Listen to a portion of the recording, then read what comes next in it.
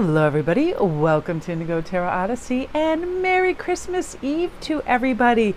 I am using the absolute phenomenal Wild Sacred Feminine deck. Thank you, Christina Lawson. Again, I couldn't wait till Christmas to open these. And I thought the lighting was so beautiful coming through my living room right now, just the rays of light. And it is extraordinarily cold where I live right now. It was single digits last night, and I think it's like 12 or 13 degrees right now. But I just wanted to have each single card as we're looking at them be propped up and kind of have the center of attention be on them because they are so beautiful. The wash of color is so dreamy. Now I love the word intention because behind every action, whether subconsciously or consciously, we do things with intention, right?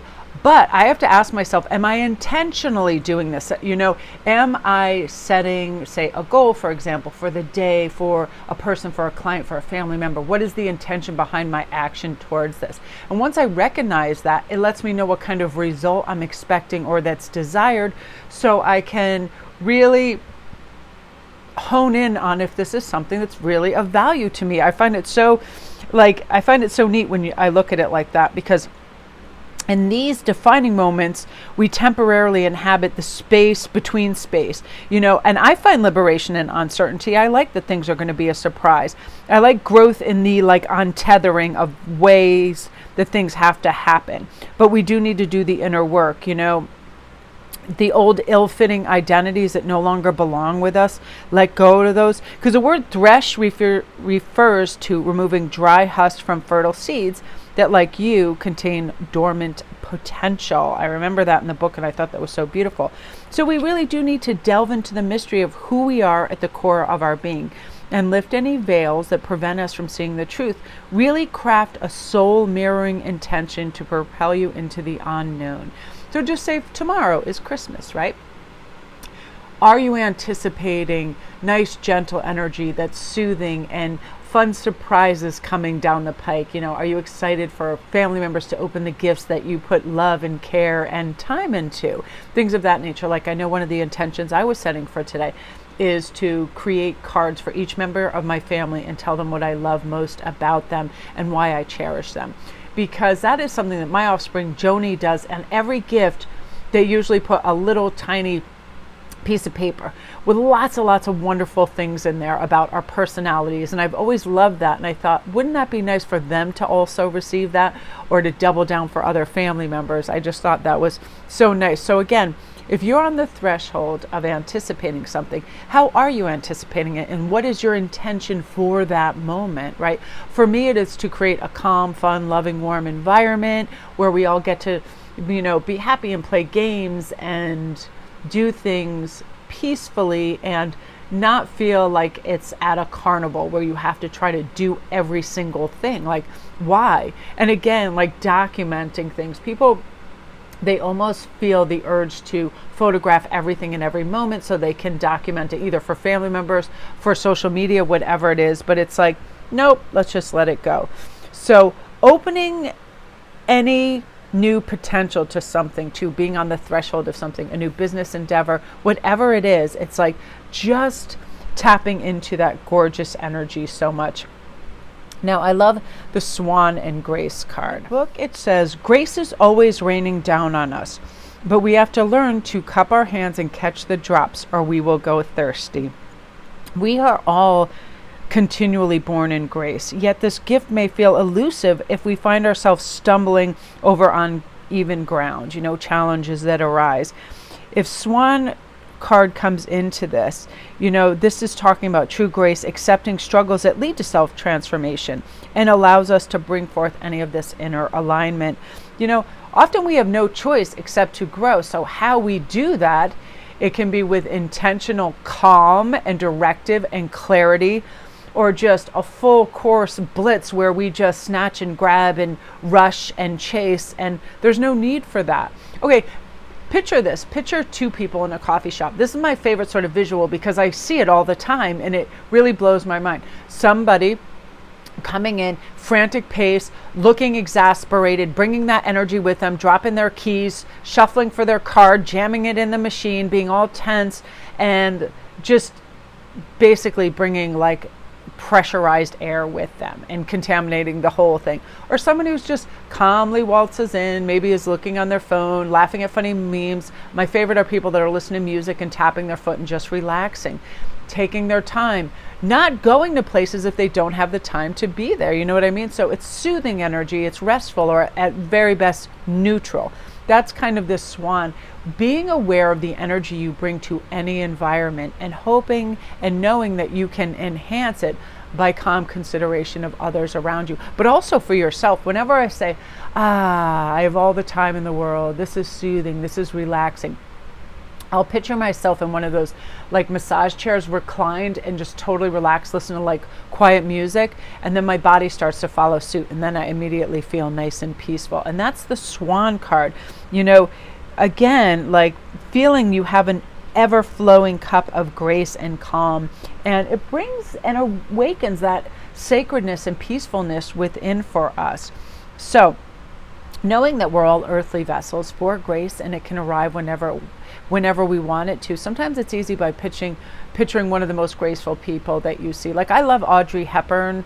When you see her just sitting there like after dancing and she just sits on the floor, the way she slowly lifts her head if somebody's speaking to her, that means she's acclimating to that new energy. She's inviting it in. She's considering it. You know, it's not that whiplash, you're in no hurry kind of energy, which I love. And to remind yourself of that every day. And I love this cute little, looks like a little beach hut where you go in and you change your bathing suit. But what a great visual, just riding on the back of a huge swan, going through a lazy river into a beautiful forest. I just think that's so gorgeous. Okay, now we're going to move on to receptivity. So with this card, this always reminds me of what state of mind are you in? What state is your heart in? What state is your receptors of what's trying to come your way? How are they positioned? Are you positioning yourself optimistically with hope and excitement and optimism? Like I do this trick for myself where I want to get myself excited about anything, going for a walk, doing something that might even be a mundane task like cleaning an area.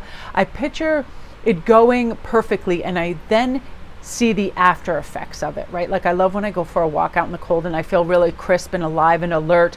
So I picture that, and that gets me excited for the event. So I'm receptive to all that good energy that comes with that. But also, what are you expecting? You know, what do you expect in your mind through your thoughts? Are you expecting great conversations? Are you expecting to find that one in a million beautiful voice that you want to hear, or that proverb or something you're going to read? I find when I just open any one of my books, something pops out that helps me like exponentially get my thought back on track for positivity and, you know, to connect to the things that I do want to receive. But also this has to do with communication. Are you receptive when others are trying to communicate to you, or do you already have a preconceived notion and you expect this is what they're going to say? I like to position myself to listen without even thinking I'm going to respond at all. I don't even try to preconceive what's going on. I just let it happen, and I give it complete awareness so I can hear it for what it is and not what I think it's going to be. So that's important too. So I think in this Christmas season, lots of people want to talk to us and share, you know, notions and motions and potions and all the good stuff. Are we really listening and being present? I like a deep breath, and I say to myself internally, I am listening to them clearly. I am present, and I'm going to hear everything that they are trying to convey. So then I don't respond or react. I simply sit with that information or whatever, that notion that they're conveying, and let it kind of like percolate. And then, you know, if there's a cue or a clue that they expect a response of some sort, then I can, you know, just naturally, authentically come out with whatever is naturally meant to come out.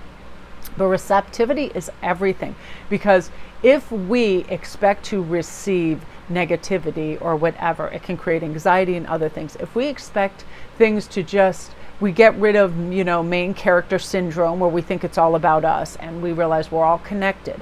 I can be so loving and compassionate if I see like a total crazed thirst bucket on whatever, TikTok or whatever, and they're just trying to dance and whatever they're doing, and it's just like exceptionally desperate. I now, instead of getting aggravated by that, I have love and compassion, because I think this person just wants to be seen. This person wants to matter. This person wants other people to view them as whatever,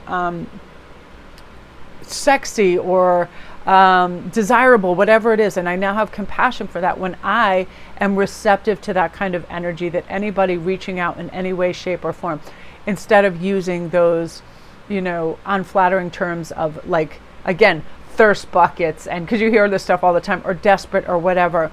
The only thing I see them desperate for is attention and affection and, a little bit of attention. So that sort of thing.